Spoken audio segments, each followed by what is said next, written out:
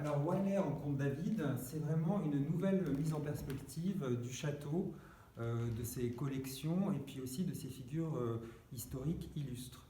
C'est vraiment l'occasion de créer un espace de réflexion, de dialogue avec le public autour un petit peu de l'imaginaire collectif lié à l'histoire, à la représentation du pouvoir.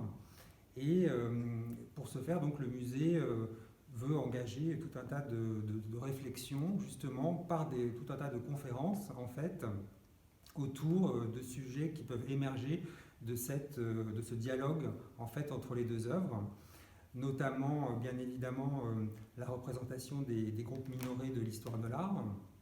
Ensuite, bien sûr, la représentation du pouvoir, la communication politique, et puis aussi dans un contexte en fait de mise en scène de soi-même au travers des réseaux sociaux.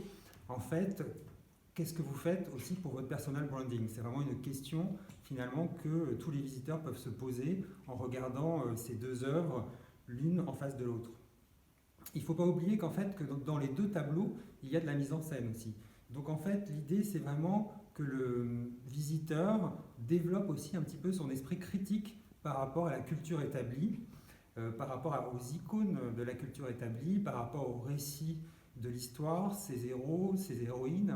Donc vraiment, on veut que le spectateur soit plongé dans une réflexion en fait liée aussi aux questions contemporaines.